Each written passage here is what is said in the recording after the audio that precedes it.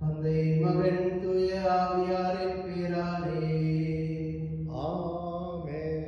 ஆண்டவர் உங்களோடு இருப்பாராக. ஆவியோடும் இருப்பாராக. அன்புமிக்க சகோதர சகோதரிகளே, தவக்காலத்தில் தொடக்கத்தில் இருந்தே தவ முயற்சிகளாலும் பிறர் அன்பு பணிகளாலும் நம் இதயங்களை தயாரித்த பின் நாம் இன்று கூடி வந்துள்ளோம். இதனால் நம் ஆண்டவருடைய பாஸ்கா மறை நிகழ்வு, அதாவது ஆண்டவருடைய திருப்பாடுகளையும் உயிர்ப்பையும் உலகளாவிய திரு அவையோடு சேர்ந்து அறிவிக்கின்றோம். இப்பாஸ்கா விழாவை நிறைவேற்றவே அவர் தம் நகரான எருசலேமுக்குள் நுழைந்தார். எனவே மீட்பு அளிக்கும் இந்த நுழைவை நாம் முழு விசுவாசத்துடனும் இறை பற்றுதலுடனும் நினைவில் கொண்டு ஆண்டவரை பின் செல்வோம். அவருடைய அருளினால் சிலுவையில் பங்கேற்பாளர்களாக மாறி அவருடைய உயிர்ப்பிலும் அவருடைய வாழ்விலும் நாம் பங்கு பெறுவோம்.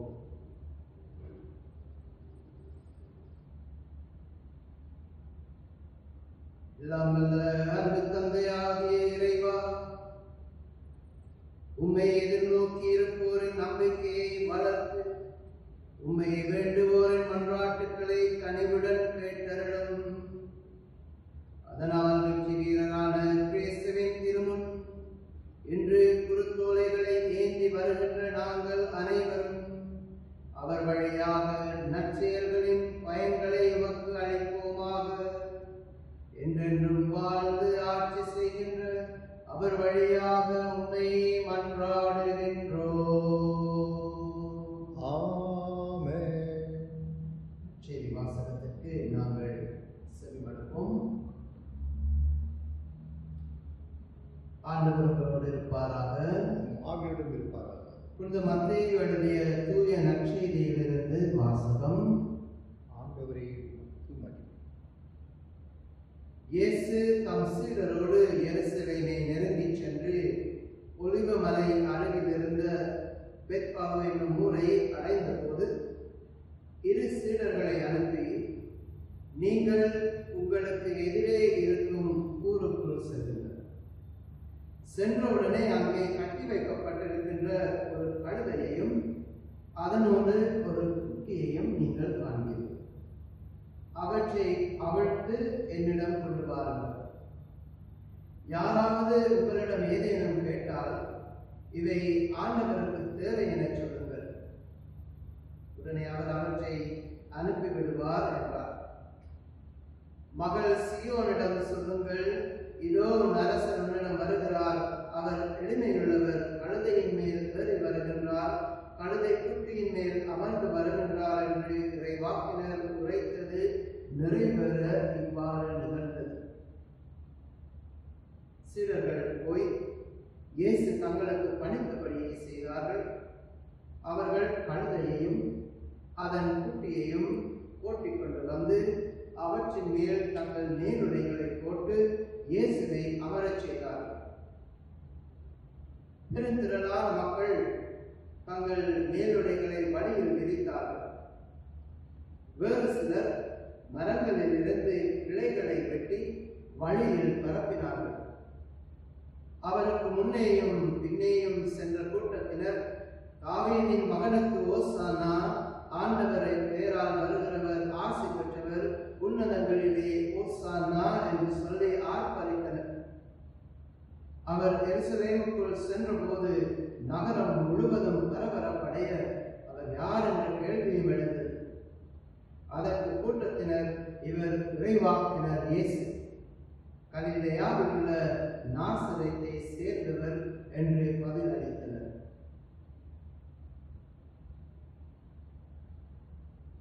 இது கிறிஸ்துவின் வாழ்வு தரும் நற்செய்தி. கிறிஸ்துவே உமக்கு புகழ். சற்று நேரம் பார்ப்போம். கிறிஸ்துவில் அன்புமிக்க சகோதர சகோதரிகளே, இன்று திருச்சபையானது புனித வாரத்தை கம்பீரமாக, ஆனால் சற்று வித்தியாசமான ஒரு முறையில் கொண்டாடுகின்றது. நாம் அனைவரும் அங்கலாய்க்கலாம், ஏக்கத்துடன் கேட்கலாம், குருத்தோலை இல்லாத குருத்து ஞாயிறா, மக்கள் இல்லாத திருப்பலியா? அன்பிக்க சகோதர சகோதரிகளே, குருத்து ஞாயிறு முக்கியப்படுத்துவது கிறிஸ்துவின் பிரசன்னத்தால், திருப்பலி உன்னதமாவது கிறிஸ்துவின் பிரசன்னத்தால். குருத்தோலை இல்லாமல் இருக்கலாம், ஆயினும் கிறிஸ்து மத்தியில் இருக்கின்றார் என்பதை நாங்கள் விசுவாசிக்கிறோம். மக்கள் திருப்பலியிலே நேரடியாக பங்கு பெறாமல் இருக்கலாம், ஆனால் நாங்கள் வீடுகளிலிருந்து இந்த திருப்பலியை ஒப்புக் கொடுக்கும் பொழுது கிறிஸ்து மத்தியில் நமது குடும்பங்களில் இருக்கின்றார் என்பதை நாங்கள் விசுவாசிக்கிறோம். இன்றைய குருத்து ஞாயிறில் கதாபாத்திரங்கள் சில இருக்கின்றன. உண்மையில் சொல்ல போனால் அக்னிலை கதாபாத்திரம் தான் சாதாரணமாக குருத்து ஞாயிறு முதன்மையாக நமக்கு தோன்றும். இயேசு கழுதையில் அமர்ந்து எருசலேமுக்கு வந்தார். நீங்கள் கவனித்தால் புத்தமை நற்செய்திகளோடு ஒப்பிடும் பொழுது மத்தேயு நற்செய்தியில் ஒரு வித்தியாசம் இருக்கிறது. மற்ற நற்செய்தியாளர்கள் கழுதை என்று உரிமையில் சொல்வார்கள். மத்தேயு நற்செய்தியாளர் மட்டும் கழுதையையும் அதன் குட்டியையும் அவிழ்த்து கொண்டு வாருங்கள் என்று சீடரிடம் கூறினார்கள். இயேசுவின் சீடர்கள் கழுதையை மட்டுமல்ல, கழுதையையும் குட்டியையும் கொண்டு வருகின்றார்கள். பழைய பாட்டு இறைவாக்கினர் வார்த்தையை மத்தேயு நமக்கு சொல்லும் பொழுது, நமது அரசன் கழுதையில் ஏறி வருவார், கழுதை குட்டியில் ஏறி வருவார் என்று பன்மையில் சொல்கின்றார்கள். இன்னொரு விதத்தில் பார்க்க போனால் கழுதை கூட குடும்பமாக இறை இயேசுவை வரவேற்கின்றது. கிறிஸ்தவ சமூகம், கிறிஸ்தவ அன்பு, கிறிஸ்தவ அருமையான சகோதர சகோதரிகளே, எண்ணிலைப்பட்ட அன்பு அல்ல, தன்னலப்பட்ட அன்பு அல்ல. நான் எப்பொழுது மற்றவர்களோடு எனது அன்பை பகிர்ந்து கொள்கின்றேனோ அப்பொழுதுதான் அது உன்னதமாக மாறும். கழுதை ஒரு உன்னதமான கதாபாத்திரமாக மாறுவதற்கு காரணம் அதில் அமர்ந்து வந்த இயேசு. மிக்க சகோதர சகோதரிகளே, நமது குடும்பங்களிலே நமது குடும்ப அங்கத்தவர்களோடு நாங்கள் பேசும் பொழுது சில வேளைகளில் அவர்களை ஆக்கிரணையில் கூப்பிடுவது வழக்கம். கழுதையை போல் இருக்கின்றாய், கழுதை வயதாகிவிட்டது, இன்னும் மூளை வரவில்லையா என்று சில வேளைகளில் நாங்கள் மக்களை கூட, குழந்தைகளை கூட ஆக்கிரணையாக்குகின்றோம். சில வேளைகளில் குழந்தைகள் தங்கள் பெற்றோர்களை பார்க்கும் விதம் வித்தியாசமாக இருக்கிறது. சில நாட்களுக்கு முன்பு ஒரு பையனின் தொலைபேசி அழைப்பு வரும் பொழுது அதில் இருந்த பெயரை நான் பார்த்தேன். அதில் இம்சை அரசி என்று போட்டிருந்தது. என்னையா இம்சை அரசி உங்களுக்கு போன் பண்றாங்க, யாருன்னு கேட்டார். அதுதான் எனது அம்மா. சில வேளைகளில் நாங்கள் தாய்மாரை, தந்தைமாரை பார்க்கும் விதம் வித்தியாசமாக இருக்கின்றது. அவர்கள் செய்த ஒரு சில விடயங்களை மட்டும் வைத்து நாங்கள் அவர்களை வேறு பெயர் கொண்டு அழைக்கின்றோம். இது பெற்றோருக்கு மட்டுமல்ல, குழந்தைகளை கூட நாங்கள் சில வேளைகளில் அவ்வினையில் விலங்குகளின் பெயரை கொண்டு அழைக்கின்றோம். ஆயினும் அந்த விலங்குகள் உன்னதமான இடத்தை இயேசுவின் வாழ்க்கையில் பிடித்திருக்கின்றன. அதற்கு காரணம் இயேசு அவற்றை ஆசீர்வதிக்கின்றார். இயேசுவின் பிரசன்னம் அவர்களோடு இருக்கிறது. இன்னும் சில வாரங்களுக்கு நாம் அனைவரும் வீட்டிலே தங்கியிருக்க போகிறோம். மற்ற அங்கத்தவர்களோடு உறவாட போகின்றோம், உரையாட. நாங்கள் பார்க்கும் விதம் வித்தியாசமாக இருக்கிறது.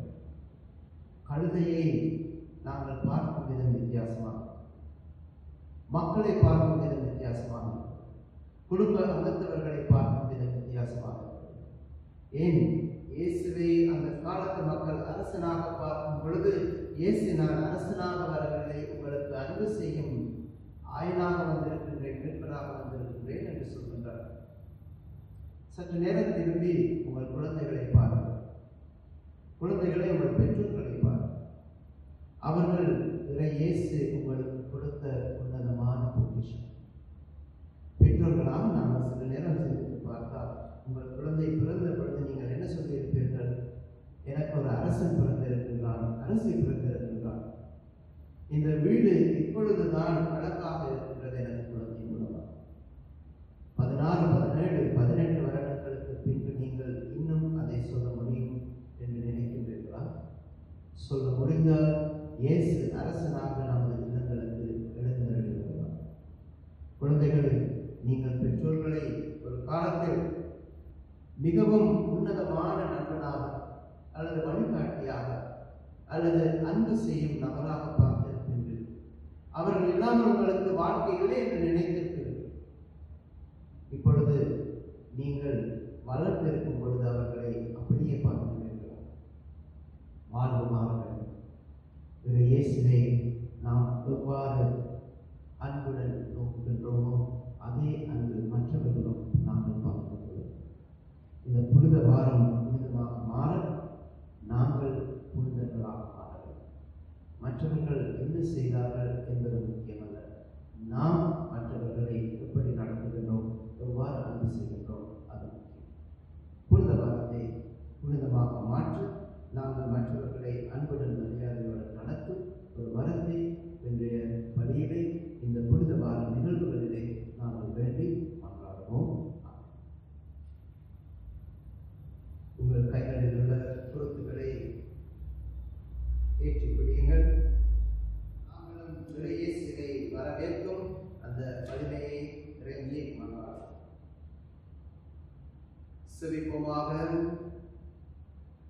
எல்லாம் வல்ல அன்பு தந்தையாக இறைவா, ஒரு மகனை அரசராக மீட்பராக நீர் எங்களுக்கு அனுப்பினீர்.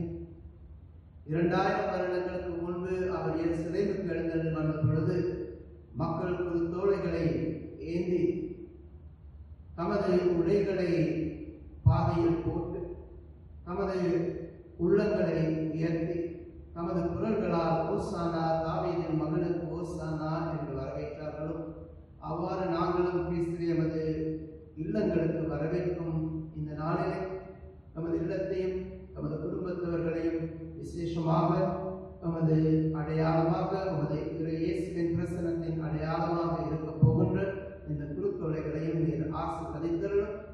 இந்த வாரம் முழுவதும் இந்த குருத்தொலையை நாங்கள் பார்க்கும் பொழுது இயேசுவை நமது உள்ளங்களுக்கு வரவேற்கும் அந்த வரத்தை நமக்கு தந்தருளும். பிதா, சுதன், பரிசுத்த ஆவியின் பெயராலே ஆமென்.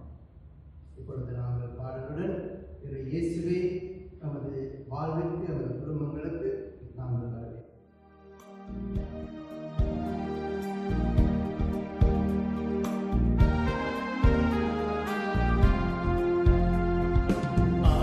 ஆயிரக்கணக்கான வருடங்களாய் எம் ஆண்டவரே உம்மை எதிர்பார்த்தோம்.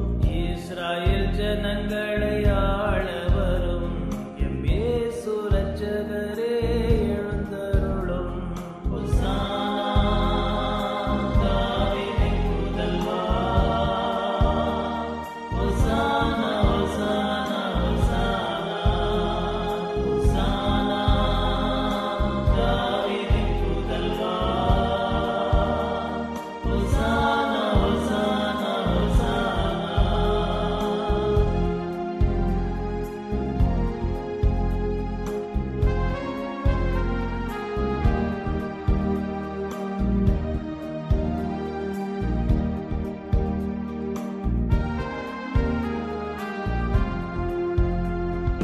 மாமரி வயிற்றினில் பிறந்தவரே, மாசூசை கரங்களில் தவழ்ந்தவரே, மானிடர் குலத்தினில் உதித்தவரே, எம் மன்னவரே எழுந்தருள்வீரே. ஹோசானா, தாவீதின் புதல்வா. ஹோசானா, ஹோசானா, ஹோசானா, ஹோசானா, தாவீதின் புதல்வா.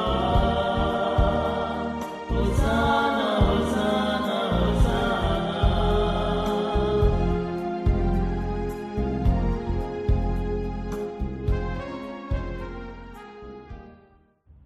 மன்றாடுவோமாக. என்றென்றுமுள்ள எல்லாம் வல்ல இறைவா, தாழ்மை எடுத்துக்காட்டை மனதிடம் பின்பற்ற எங்கள் மீட்பரை மனது உடல் எடுக்கவும் சிலுவையை ஏற்றுக்கொள்ளவும் செய்தீரே. அதனால் நாங்கள் அவரது பொறுமையை கற்றுக்கொண்டு அவரது உயிர்ப்பில் பங்கேற்க தகுதி பெறுமாறு எங்களுக்கு கனிவாய் அருள்வீராக. நம்மோடு தூயாவியார் ஒன்றிப்பில் இறைவனாய் என்றென்றும் வாழ்ந்து ஆட்சி செய்கின்ற அவர் வழியாக உம்மை மன்றாடுகின்றோம். ஆமென்.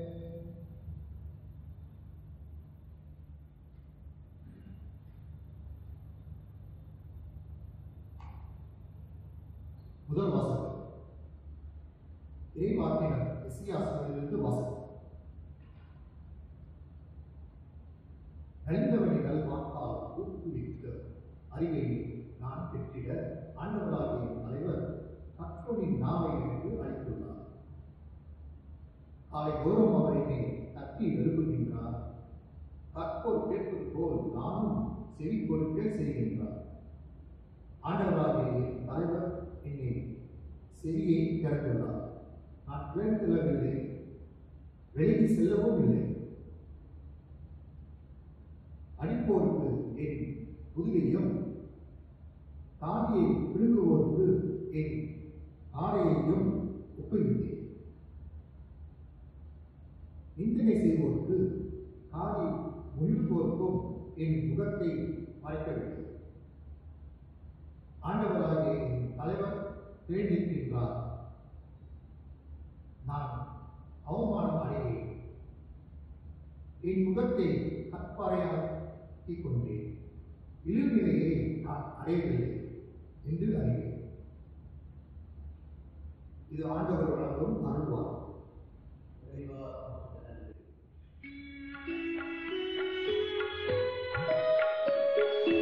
என் இறைவா, என் இறைவா, ஏன் என்னை கை நெகிழ்ந்தீர்? என் இறைவா, என் இறைவா, ஏன் என்னை கை நெகிழ்ந்தீர்?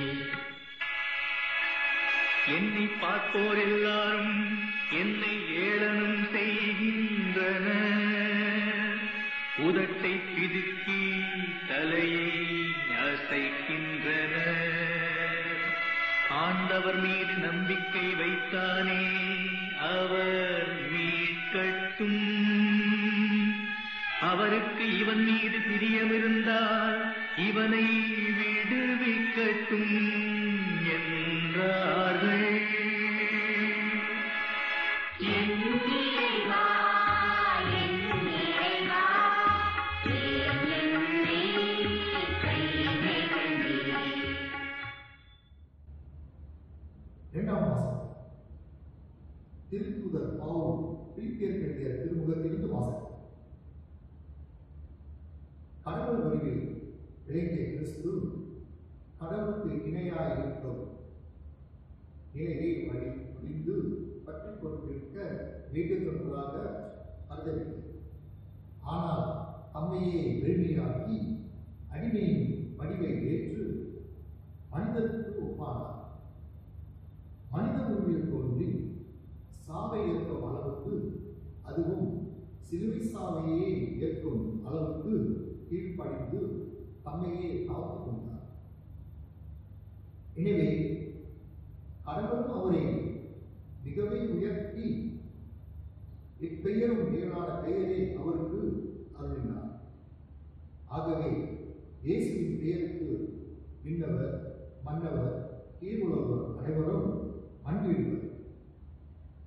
தந்தையான கடவுளின் மாட்சிக்காக இயேசு கிறிஸ்து ஆண்டவர் என எல்லா நாவுமே அறிக்கையிடும். இது ஆண்டவர் வழங்கும் அருள்வார்.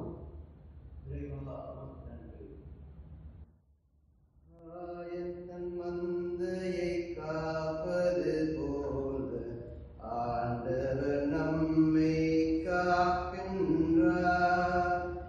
ஆயன் தம் மந்தையை காப்பது போல ஆண்டவர் நம்மை காக்கின்றார்.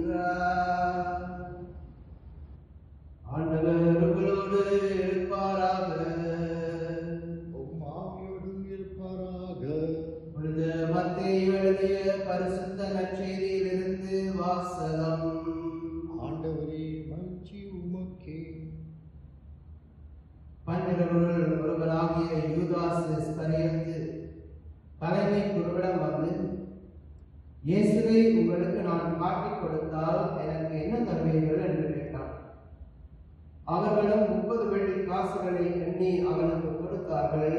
அது முதல் அவன் அவரை காட்டிக் கொடுப்பதற்கு வாய்ப்பு தேடிக் கொண்டிருந்தான்.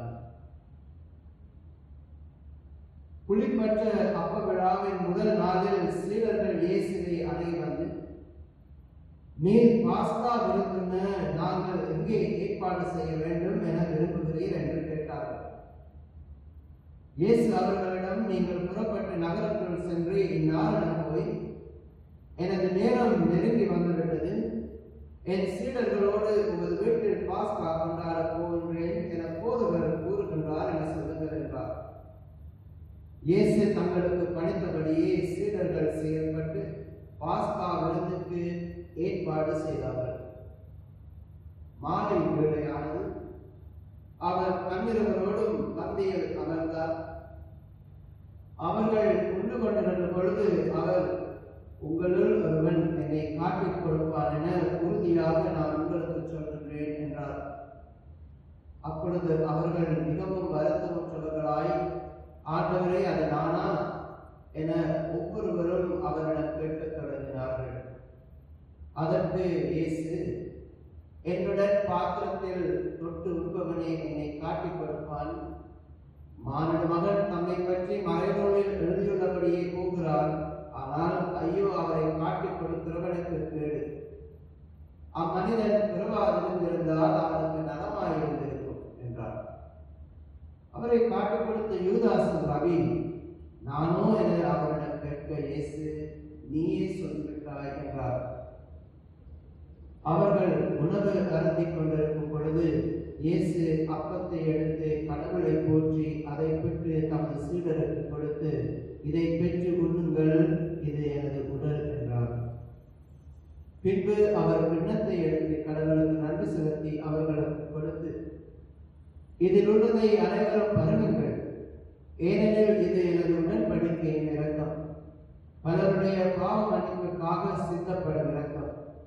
இனிமேல் என் தந்தையின் ஆட்சி வரும் அந்நாளில் தான் நாங்கள் உங்களோடு திராட்சை பழ ரசத்தை குடிப்பேன், அதுவரை குடிக்க மாட்டேன் என நான் உங்களுக்கு சொல்கிறேன் என்றார். அவர்கள் புகழ் பாடல் பாடிவிட்டு ஒலிவ மலைக்கு சென்றார்கள். அதன் பின்பு இயேசு அவர்களிடம், இன்றிரவு நீங்கள் அனைவரும் என்னை விட்டு ஓடி போவீர்கள், ஏனெனில் 1000 வெட்டுவேன். அப்போது மந்தையில் உள்ள ஆடுகள் சிதறடிக்கப்படும் என்று மறைநூலில் எழுதப்பட்டுள்ளது. நான் உயிருடன் அனுப்பப்பட்ட பின்பு உங்களுக்கு முன்பே கலிலேயாவுக்கு போவேன் என்றார். அதற்கு பேதுரு இயேசுவிடம், எல்லோரும் உங்களை விட்டு ஓடி போய்விட்டாலும் நான் ஒருபோதும் ஓடி போக மாட்டேன் என்றார். இயேசுவோ அவரிடம், இன்றிரவிலே சேவல் கூவும் 3 நீ என்னை மறுதலிப்பாய் என உறுதியாக உனக்கு சொல்கிறேன் என்றார்.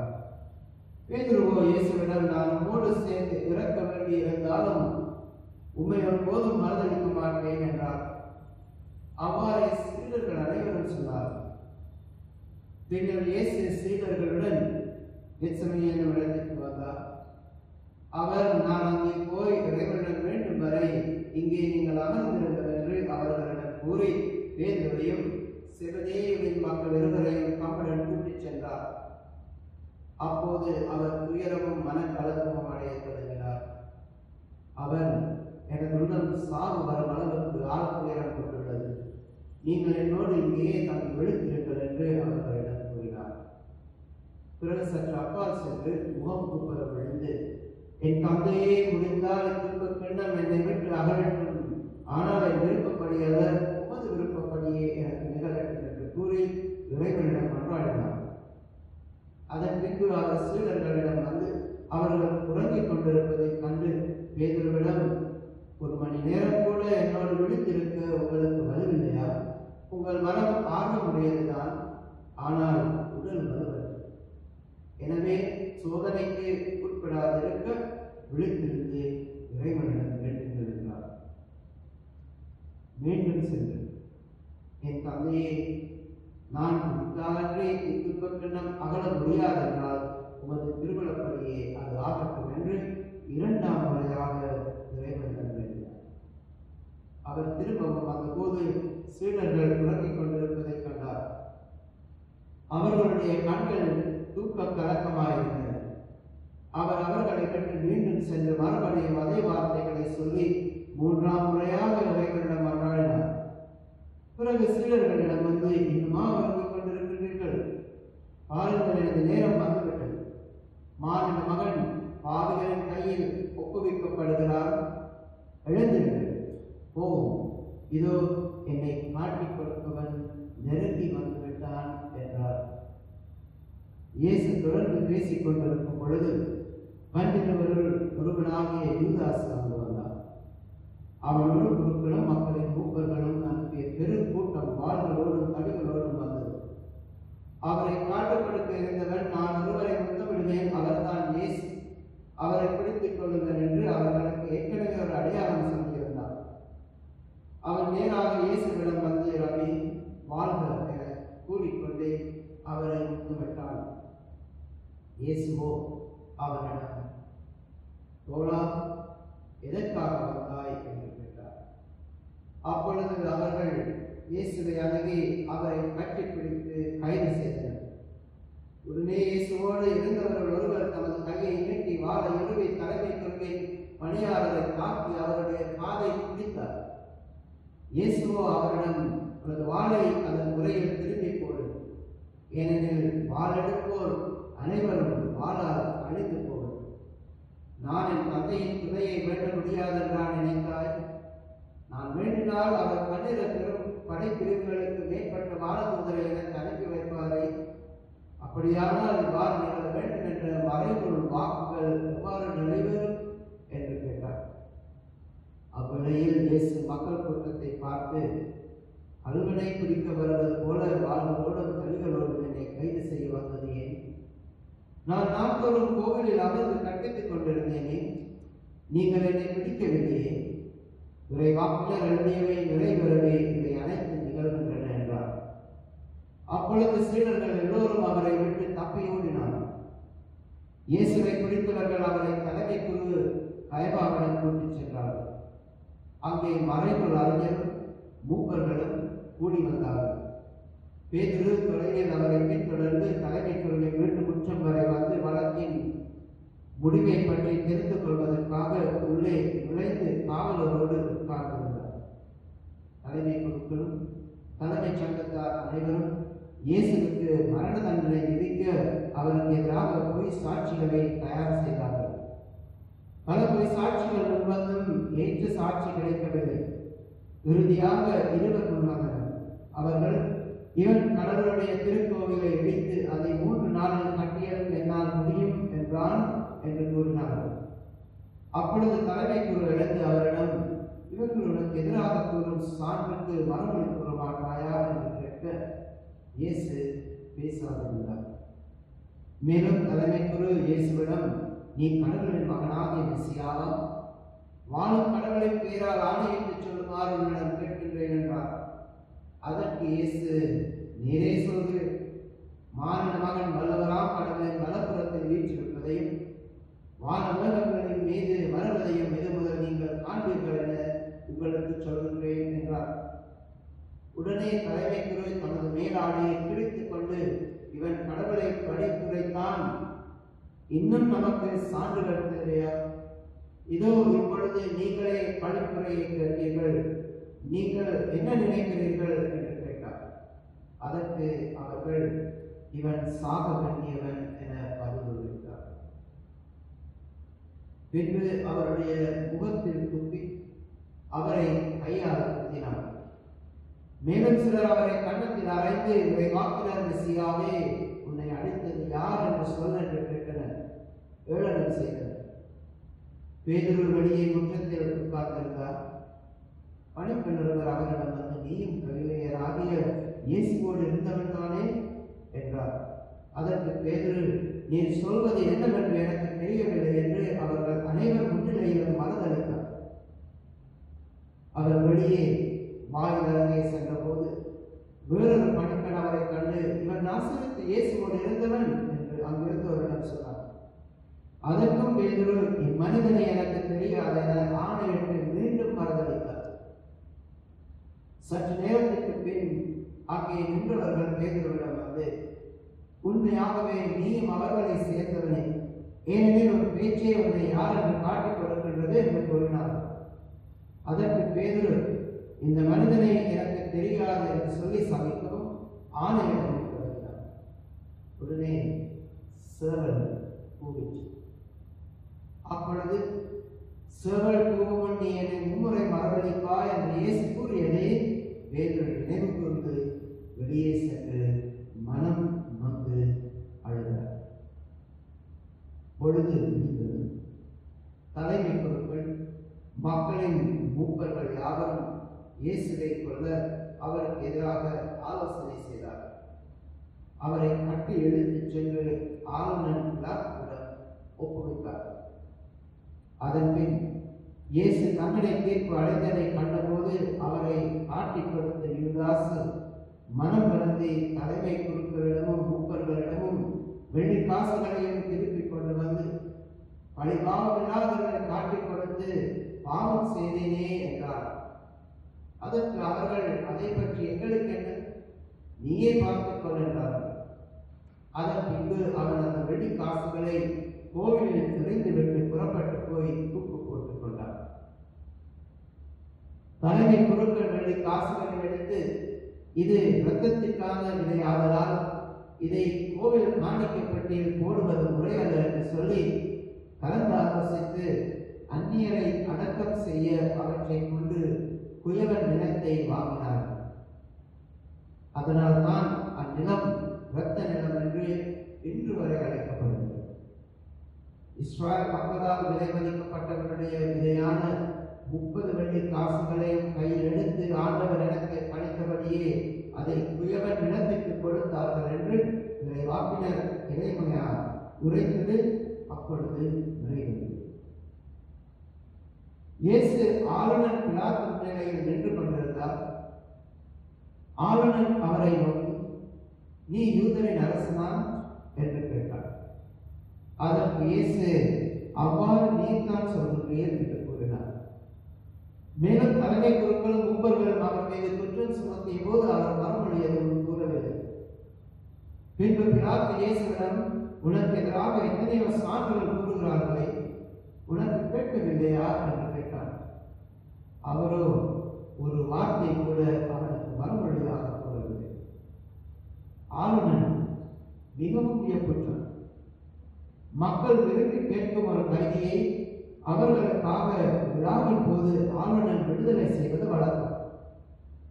அந்நாளில் பரவா என்னும் பேர் கொண்ட கைதி ஒருவர் இருந்தால் மக்கள் ஒன்று கூடி வந்திருந்த பொழுது பிலாத்து அவர்களிடம், நான் யாரை விடுதலை செய்ய வேண்டும் என நீங்கள் விரும்புகிறீர்கள், பரபாவையா அல்லது மெசியா என்னும் இயேசுவையா என்று கேட்டார். ஏனெனில் அவர்கள் பொறாமையால் தான் இயேசுவை தன்னிடம் ஒப்புவித்தார்கள் என்பது அவனுக்கு தெரிந்தது. பிலாத்தின் நடுவர் இருக்கையின் மீது அமர்ந்திருந்த பொழுது அவருடைய மனைவி அவரிடம் ஆலோசனை, இந்த நேர்மையாளரின் வழக்கில் நீர் தலையிட வேண்டாம், ஏனெனில் அவர் பொருட்டு இன்று கனவில் மிகவும் துன்புற்றேன் என்று கூறினார். ஆனால் தலைமை குருக்களும் மூப்பர்களும் பரபாவை விடுதலை செய்ய கேட்கவும் இயேசுவை தீர்த்து கட்டவும் கூட்டத்தினரை தூண்டிவிட்டார்கள். ஆளுநர் அவர்களை பார்த்து, இவ்விருவரில் யாரை விடுதலை செய்ய வேண்டும், உங்கள் விருப்பம் என்ன என கேட்டார். அதற்கு அவர்கள், பரபாவை விடுதலை செய்யும் என்றார்கள். பிலாத்து அவர்களிடம், அப்படியானால் மெசியா என்னும் இயேசுவை நான் என்ன செய்ய வேண்டும் என்று கேட்டார். அனைவரும் சிலுவையில் அறையும் சிலுவையில் அறையும் என்று பதிலளித்தனர். அதற்கு அவன், இவன் செய்த குற்றம் என்ன என்று கேட்டார். அவர்களோ, சிலுவையில் அறையும் சிலுவையில் அறையும் என்று இன்னும் உறக்க கத்தினார்கள். பிலாத்து தன் முயற்சியால் பயனேதும் ஏற்படவில்லை, மாறாக கலகமே உருவாகிறது என்று கண்டு கூட்டத்தினரின் முன்னிலையில் தண்ணீரை எடுத்து, இவரது இரத்தப்பழியில் எனக்கு பங்கில்லை, நீங்களே பார்த்துக் கொள்ளுங்கள் என்று கூறி தனது கைகளை கழுவினார். அதற்கு மக்கள் அனைவரும், இவனுடைய இரத்தப்பழி எங்கள் மேலும் எங்கள் பிள்ளைகள் மேலும் வரட்டும் என்று பதில் கூறினார். அப்போது அவன் பரபாவை அவர்கள் விண்ணப்பத்துக்கு பிணங்க விடுதலை செய்தான். இயேசுவை கசையாக சிலுவை அறையுமாறு ஒப்புவித்தான். ஆளுநரின் படை வீரர்கள் இயேசுவை ஆளுநர் மாளிகைக்கு கூட்டிச் சென்று அங்கிருந்த படைப்பிரிவினர் அனைவரையும் அவர்கள் கொண்டு கொடுத்தனர். அவருடைய ஆடைகளை உரிந்து கருஞ்சிவப்பு நிறமுள்ள கலர் அங்கியை அவருக்கு அணிவித்தனர். அவர்கள் ஒரு முள்முடி பின்னி அவரது தலையின் மேல் வைத்து அவருடைய வலக்கையில் ஒரு கோலை கொடுத்து அவர்கள் முழங்கால் அணியிட்டு யூதரின் அரசனை வாழ்க என்று சொல்லி ஏளனம் செய்தனர். அவர் மேல் துப்பி அக்கோலை எடுத்து அவருடைய தலையில் அடித்தனர். அவரை ஏளனம் செய்த பின் அவர் மேல் இருந்த கலர் அங்கியை கலற்றிவிட்டு அவருடைய ஆடைகளை அணிவித்து அவரை சிலுவையில் அறைவதற்காக இழுத்துச் சென்றனர். அவர்கள் வெளியே சென்றபோது சீரேனூரைச் சேர்ந்த சீமோன் என்ற பெயருடைய ஒருவரை கண்டார்கள். இயேசுவின் சிலுவையை சுமக்கும்படி அவரை கட்டாயப்படுத்தினார். மண்டையோற்றிடம் என்று பொருள்படும் கொல்கொதாவுக்கு வந்தார்கள். இயேசுவுக்கு கசப்பு கலந்த திராட்சை ரசத்தை குடிக்க கொடுத்தார்கள். அவர் அதை சுவை பார்த்த பின் குடிக்க விரும்பவில்லை. அவர்கள் அவரை சிலுவையில் அரைத்த பின்பு குழுக்கள் முறையில் அவருடைய ஆடைகளை பங்கிட்டுக் கொண்டார்கள். பின்பு அங்கே உட்கார்ந்து காவல் காத்தார்கள். அவரது தலைக்கு மேல் அவரது மரண தண்டனைக்கான காரணத்தை எழுதி வந்தார்கள். அதில் இவன் யூதரின் அரசராகிய இயேசு என்று எழுதப்பட்டது. அதன்பின் அவருடைய வலப்புறம் ஒருவனும் இடப்புறம் ஒருவனுமாக இரு கல்வர்களை அவருடன் சிலுவைகளில் அடைந்தார்கள். அவ்வழியே சென்றவர்கள் தங்கள் தலைகளை அசைத்து கோவிலை இடித்து 3 நாளில் கட்டி எழுப்புகிறவனே, உன்னையை விடுவித்துக் கொள், நீ இறைமகன் என்றால் சிலுவையிலிருந்து இறங்குவார் என்று அவரை அழைத்து வைத்தார். அவ்வாறே தலைமை குருக்கள் மறைநூல் அறிஞர்களுடன் மூப்பர்களுடன் சேர்ந்து அவரை மேலும் மேலும் ஏளனம் செய்தார்கள். அவர்கள் பிறரை விடுவித்தான், தன்னையை விடுவிக்க இயலவில்லை. இவன் இஸ்ராயலுக்கு அரசனாம். இப்பொழுது சிலுவையிலிருந்து இறங்கி வரட்டும், அப்பொழுது நாங்கள் இவனை நம்புவோம். கடவுளிடம் இவன் உறுதியாக நம்பிக்கை கொண்டிருந்தானாம். அவர் விரும்பினார் இப்போது இவனை விடுவிக்கட்டும், நான் இறைமகன் என்றானே என்று கூறினார். அவ்வாறு அவருடைய சிலுவையில் அறையப்பட்டிருந்த கல்வர்களும் அவரை இகழ்ந்தார். நண்பகல் 12 மணி முதல் பிற்பகல் 3 மணி வரை நாடு முழுவதும் இருந்திருந்தார். 3 மணி அளவு இயேசு ஏலியே ஏலியே லாமா சபக்தானி, அதாவது என் பிதாவே என் பிதாவே ஏன் என்னை கைவிட்டீர் என்று உரத்த குரலில் கத்தினார். அங்கே நின்று கொண்டிருந்தவர்கள் சிலர் அதை கேட்டு இவன் எலியாவை கூப்பிடும் என்றான் என்றனர். உடனே அவர்கள் ஒருவர் ஓடிச் சென்று கடல் பஞ்சை எடுத்து குளித்த திராட்சை ரசத்தை தோய்த்து அதை கோலில் மாற்றி அவருக்கு குடித்துக் கொடுத்தார்கள். மற்றவர்களோ ஒரு எலியா வந்து இவனை விடுவிப்பாரா என்று பார்ப்போம் என்றார்கள். ஆனால் இயேசு மீண்டும் உரத்த குரலில் கத்தி உயிர்விட்டார்.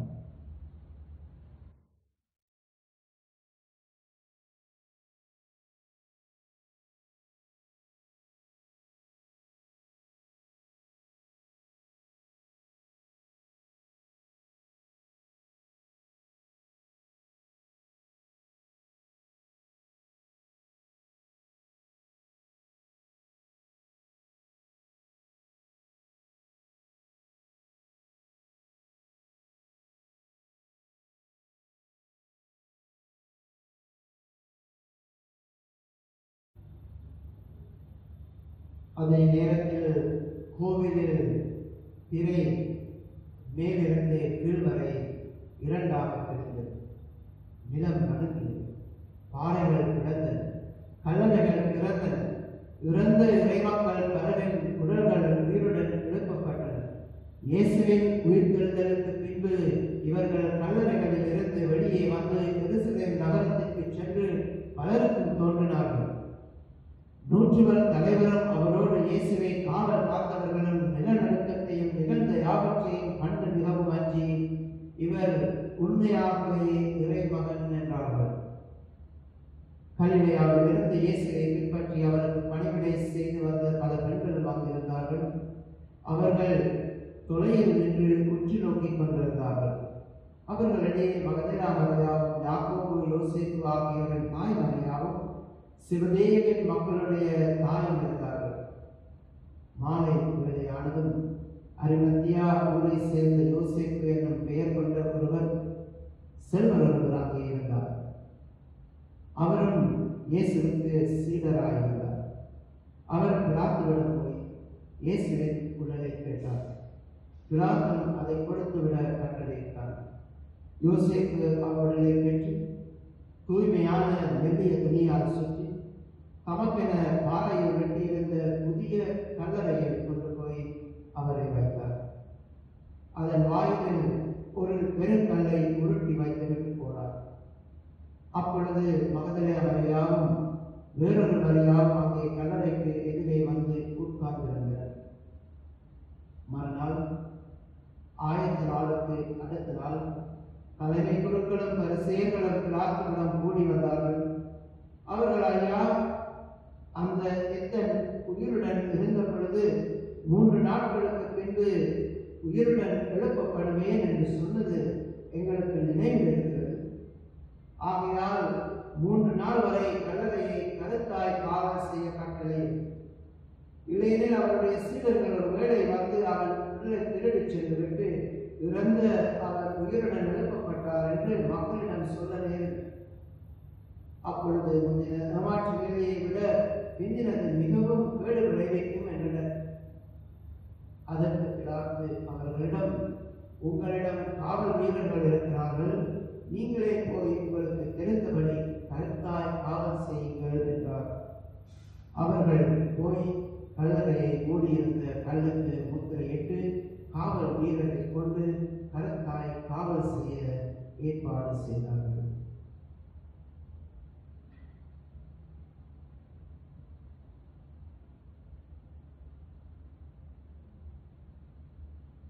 இது கிறிஸ்துவின் வாழ்வு தரும் நற்செய்தி. கிறிஸ்துவே உமக்கு புகழ்.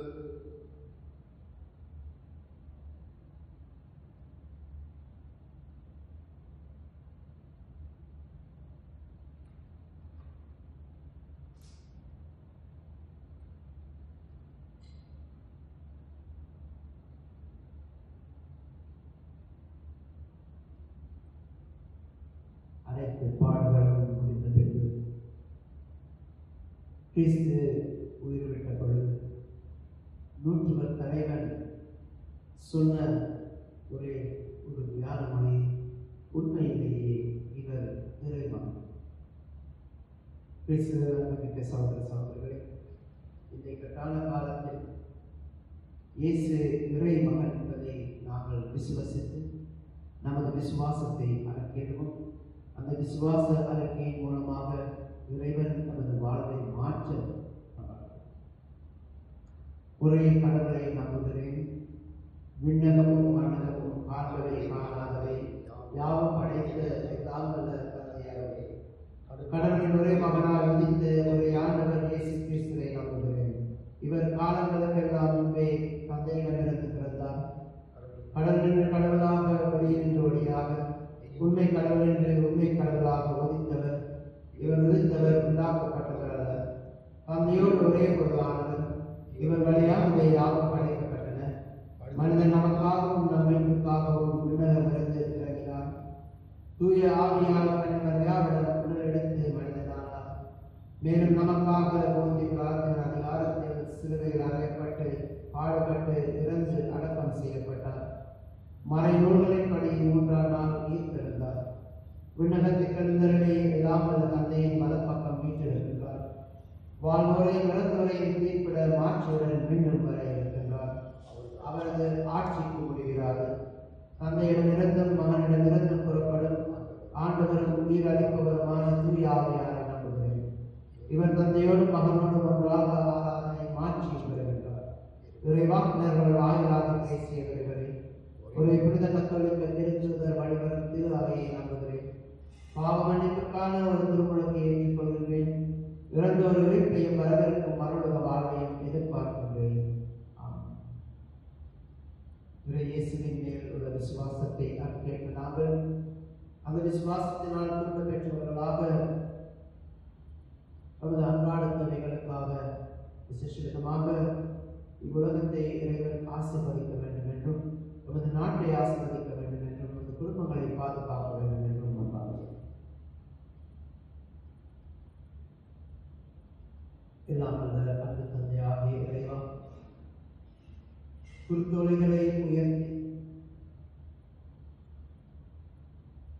நமது குரல்களை உயர்த்தி நமது கரங்களை உயர்த்தி உமது மகனை நாங்கள் நமது இல்லங்களுக்கும் நமது உள்ளங்களுக்கும் வரவேற்றிருக்கின்றோம்.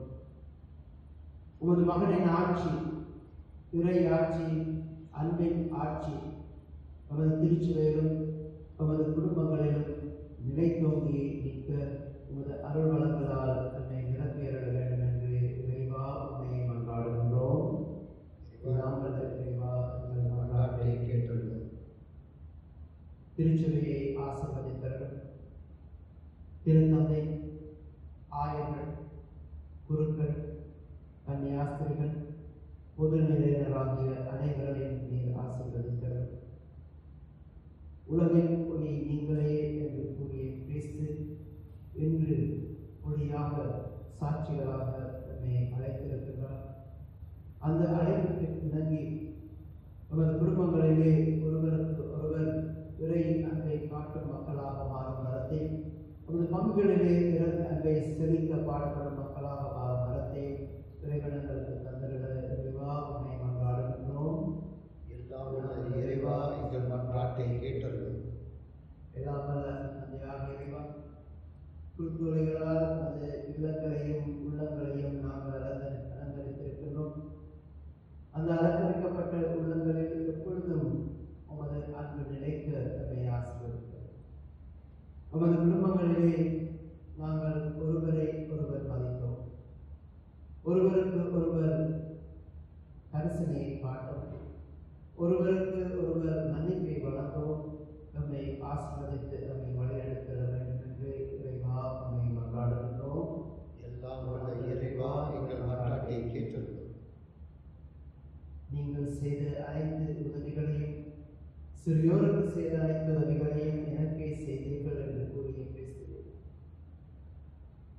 இன்று கொரோனா வைரஸின் தாக்குதலால் அடிமைப்படுத்தப்பட்டுள்ள இந்த உலகில், விசேஷமாக நமது நாட்டில்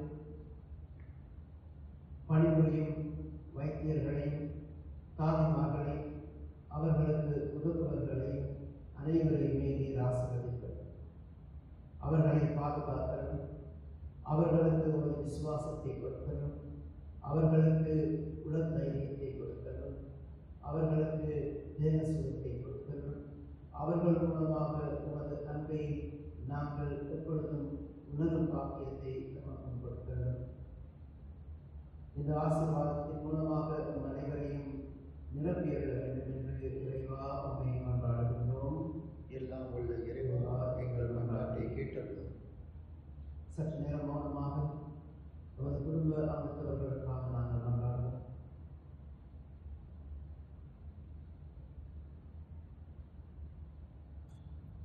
தூர தேசத்தில் இருக்கும் நமது உற்றார உறவினர் நண்பர்களை இறைவனுக்கு பாதுகாக்க மன்றாடுவோம்.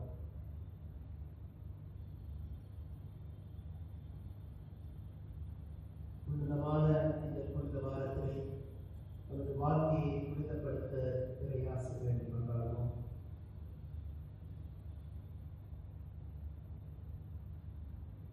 எல்லாம் தந்தையாக இறைவா, நாம் மீட்படைய இயேசு அந்த கிண்ணத்தில் இருந்து பருகினார். நாம் உயிர் வாழ இயேசு தமது உயிரை நமக்கு பலியாக கொடுத்தார். நாம் மற்றவர்களுக்கு அன்பு செய்ய, மற்றவர்களது வாழ்வை செம்மைப்படுத்த இயேசு உயிர்ப்பின் மூலமாக நமக்கு அருள்வளங்களை தருகிறார். இயேசு தரும் இந்த அருள்வளங்களின் மூலமாக நமது குடும்பங்களிலே, நமது நாட்டிலே இயேசுவின் அன்பும் சமாதானமும் நிலைத்து நீடிக்க நீங்களுடைய ஆசீர்வாதத்தை பாதுகாத்து நடத்தியர்கள். இந்த மன்றாட்டுகளை நாம் ஒரு நாளாக கிறிஸ்துவ அவர்களை பார்த்து மன்றாடுகின்றோம். ஆமென்.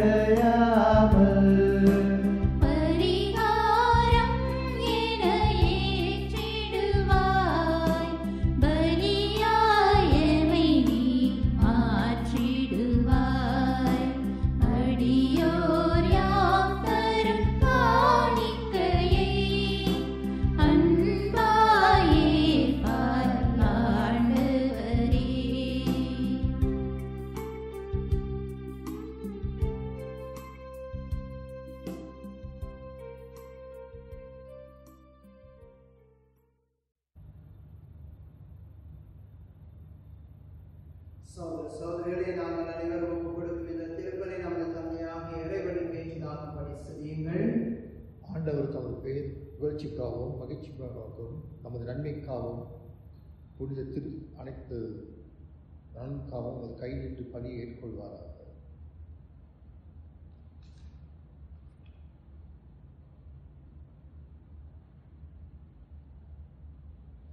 ஆண்டவரே, ஒரே திருமகனின் பாடுகளால் நீரம் மீது கொண்டுள்ள இரக்கம் நிரம்பி வருவதால் எங்கள் செயல்களால் தகுதியற்றவர்களாயும் அந்த ஒரே பணியின் ஆற்றலால் அது இரக்கத்தை முன்கூட்டியே நாங்கள் கண்டுணர்வோமாக. எங்கள் ஆண்டவராகிய கிறிஸ்து வழியாக உம்மை மன்றாடுகின்றோம். ஆமென். ஆண்டவர் உங்களோடு இருப்பாராக. உம் ஆன்மாவோடும் இருப்பாராக. எங்களை ஆண்டவரிடம் எழுப்புங்கள்.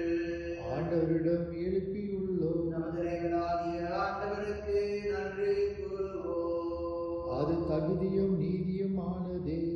ஆண்டவரே, தூயவரான தந்தையே, என்றும் காலமெல்லாம் வல்ல இறைவா, எங்கள் ஆண்டவராகிய இயேசு கிறிஸ்து வழியாக எல்லாவிடத்திலும் நாங்கள் உமக்கு நன்றி செலுத்துவது மெய்யாகவே தகுதியும் நீதியுமாகும் எங்கள் கடமையும் மீட்புக்குரிய செயலுமாகும்.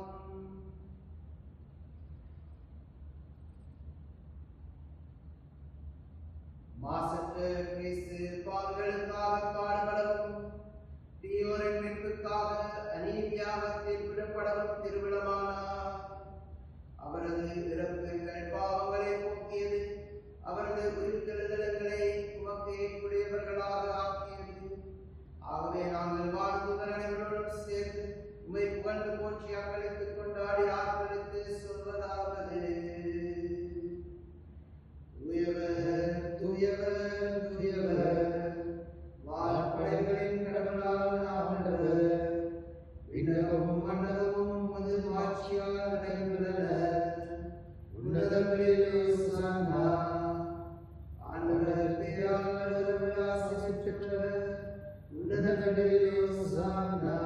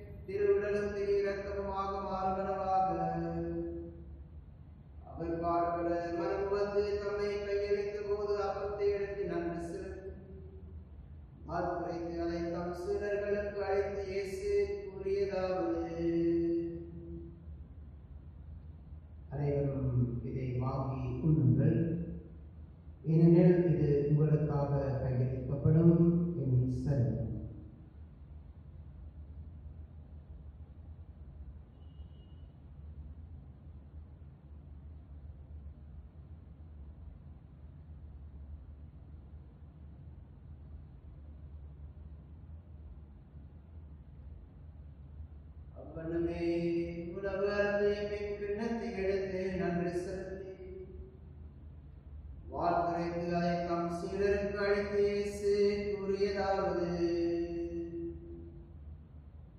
அனைவரும் இதை வாங்கி பருங்கள், ஏனெனில் இது புதிய நித்திய உடன்படிக்கைக்கான எனது இரக்கம். இது பாவ மன்னிப்புக்கென்று உங்களுக்காகவும் எல்லோருக்காகவும் சிந்தப்படும். இதை என் நினைவாக செய்யுங்கள்.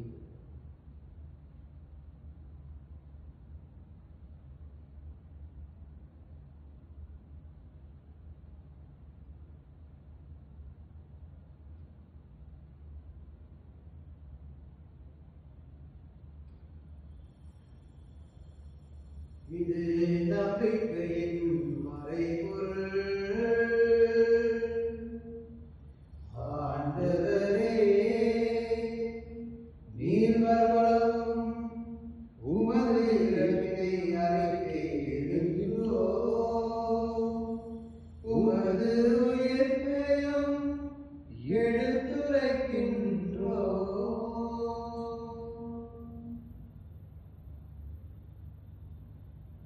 ஆகவே இறைவா, நாங்கள் கிறிஸ்துவின் உயிர்ப்பினையும் இறப்பினையும் நினைவு கூர்ந்து வாழ்வு தரும் அப்பத்தையும் மீன்பளிக்கும் கிண்ணத்தையும் உமக்கு நன்றியர்களுடன் ஒப்புக்கொடுக்கின்றோம்.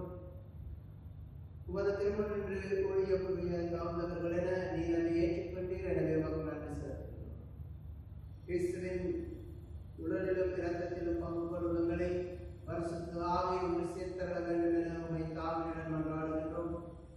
இறைவா, உலகெங்கும் பரவியிருக்கும் உமது திருச்சபையை நினைவு கூர்ந்தருளும். எங்கள் திருத்தந்தை பிரான்சிஸ், எங்கள் ஆயர் வில்லியம், ஏனைய ஆயர்கள், திருநிலையர்கள் ஆகிய அனைவரோடும் உமது திரு அவை அன்பின் நிறைவை அடையச் செய்தருளும். மேலும் உயிர்த்தலும் நம்பிக்கையுடன் இறந்து போன நமது சகோதர சகோதரிகளையும் இறந்தோர் அனைவரையும் நினைவு கூர்ந்து உமது திருமுக ஒளியில் நுழைத்துக் கொள்ளும் தம் அனைவர் மீதும் இரக்கமாயிரும். இறைவனின் கண்ணித்தார் மாட்சிமிக்க மரியா, புனித சுசியப்பர், உமக்கு வந்தவர்களாகிய முதலாகிய புத்தர்களாகிய அனைவருடன் நாங்கள் நினைவாழ்வில் தோல்வியை கொண்டு உமது திருமகனும் இயேசு கிறிஸ்துவின் வழியாக உம்மை புகழ்ந்தேத்து மரமரட உம்மை மன்றாடுகின்றோம். இவர் வழியாக இவரோடு இவரில் எல்லாம் வல்ல இறைவனாகிய தந்தையே, தூய ஆவியாரின் ஒன்றிப்பில் எல்லா புகழும் ஆட்சியும் என்றென்று உமக்கு உரியதே.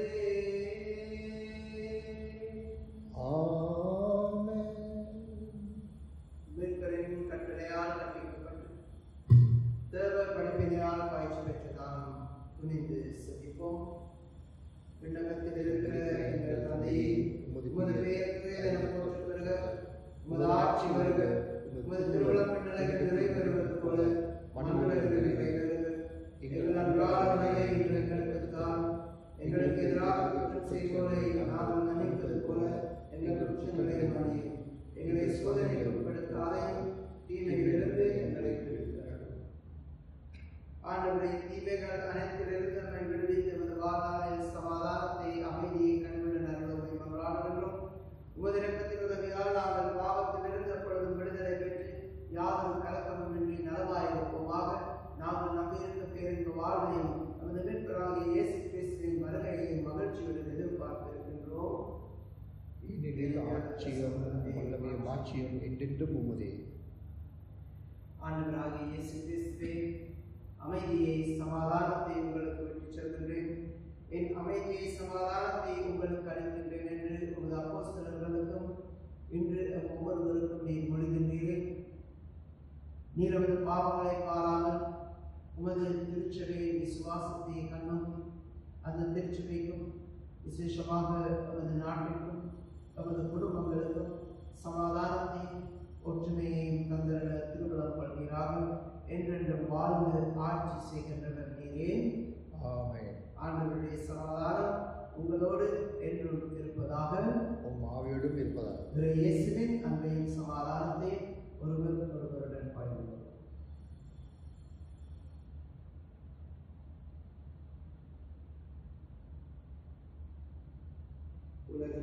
பாவங்களை போக்கும் இறைவனின் செம்மறியே எங்கள் மேல் இரக்கமாயிரும். உலகின் பாவங்களை போக்குற இறைவனின் செம்மறியே எங்கள் மேல் இரக்கமாயிரும். உலகின் பாவங்களை போக்கும் இறைவனின் செம்மறியே எங்களுக்கு சமாதானம் தந்தருளும்.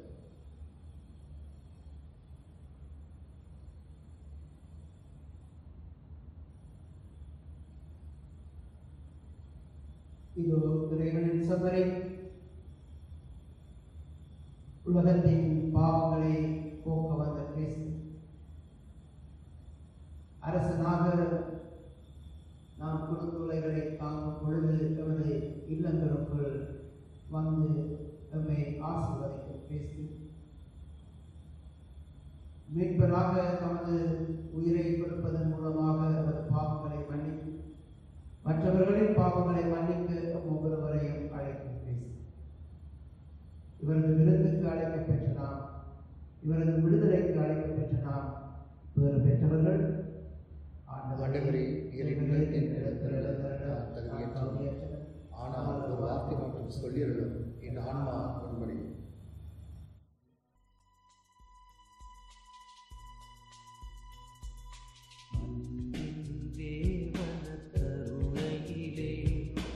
அழியா புகழோடு வாழ்பவரே, அன்பு பாதையில் வழி நடந்தே அடியோர் வாழ்ந்திட துணை செய்தி அன்பின் தேவனர் கருணையிலே. அழியா புகழோடு வாழ்பவரே, அன்பு பாதையில் வழி நடந்தே அடியோர் வாழ்ந்திட துணை செய்தி அன்பின் தேவனர் கருணையிலே.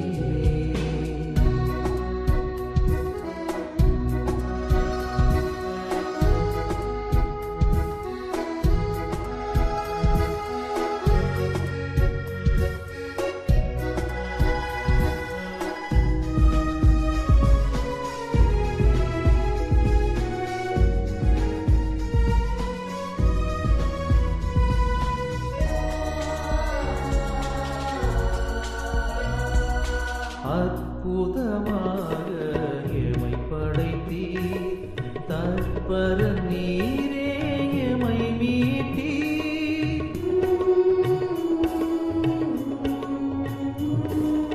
அற்புதமாக எமை படைத்தீர், தற்பர நீரே எமை மீட்டீர். பொற்புடன் அப்பரச குணத்தில் எப்பொழுதும் வாழ்விறைவனானே.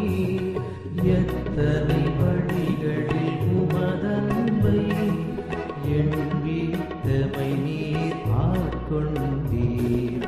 அன்பின் தேவனர் கருணையிலே அழியா புகழோடு வாழ்பவரே, அன்பு பாதையில் வழி நடந்தே அடியோர் வாழ்ந்திட துணை செய்தி அன்பின் தேவனர் கருணையிலே.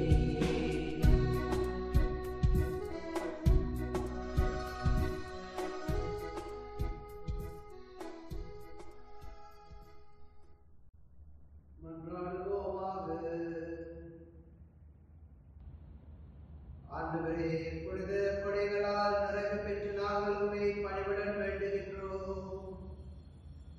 அதனால் நாங்கள் நம்புவதை எமது திருமகனின் நடப்பினால் எதிர்நோக்கி இருக்கச் செய்து நாங்கள் நாடுவதை அவரது உயிர்ப்பினால் வந்தடையச் செய்வீராக. எங்கள் ஆண்டவராகிய கிறிஸ்து வழியாக உம்மை மன்றாடுகின்றோம்.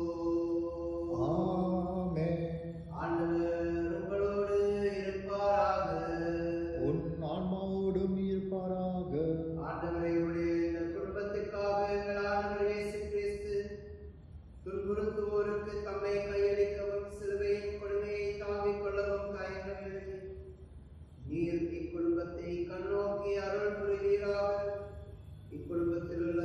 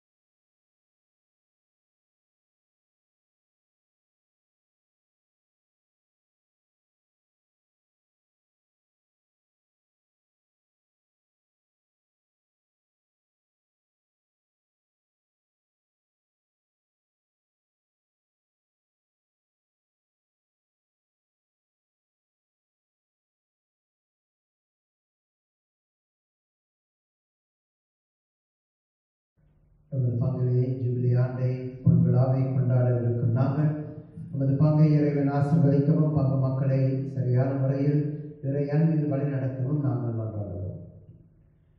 மிக உன்னத மாட்சி பெற்ற இறைவனை, நீர் நிலத்தில் கிறிஸ்தவ விசுவாசத்தின் விதைகளை விதைத்து எங்கள் பங்கின் பொன்விழாவை கொண்டாட வழி செய்தீர்.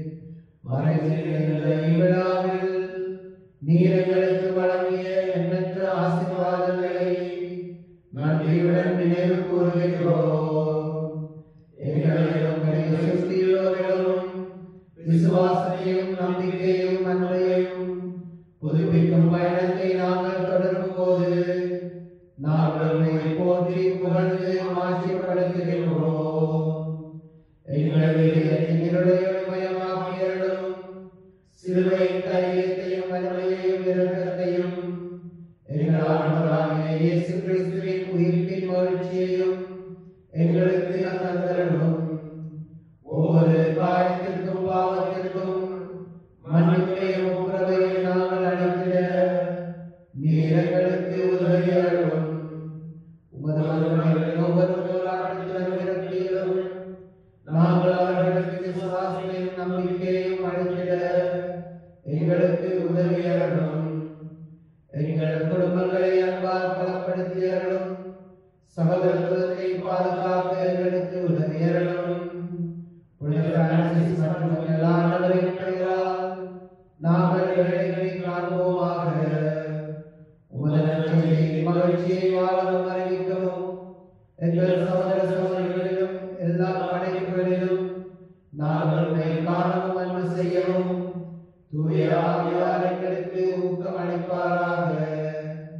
எங்கள் சமரசங்களாக்கி உலகிலும் புனித பிரான்சிஸ் உலகிலார் மற்றும் உமது மக்களிடத்திலும் இப்பொன்விழா எங்களுக்கும் வருங்கால தலைமுறையினருக்கும் சிறப்பான அருளை தருவதாக.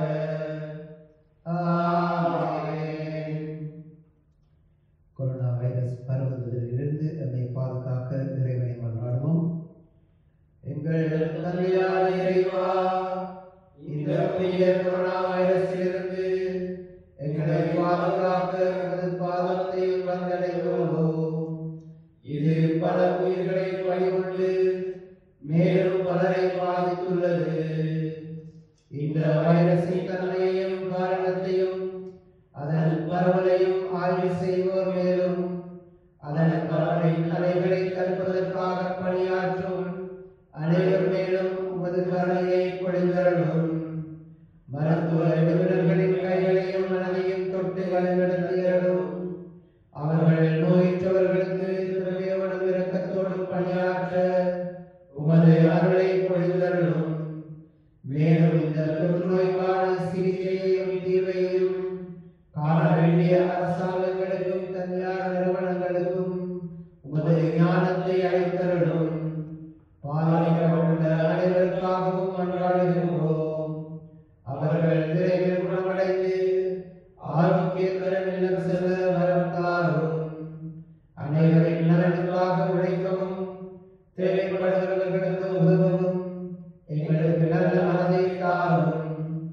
தூய ஆவியாரின் வீட்டில் என்றென்றும் வாழ்ந்து ஆட்சி செய்கின்ற எங்கள் ஆண்டவரும் உமது திருமகனுமாகிய இயேசு கிறிஸ்து வழியாக உம்மை மன்றாடுகிறோம்.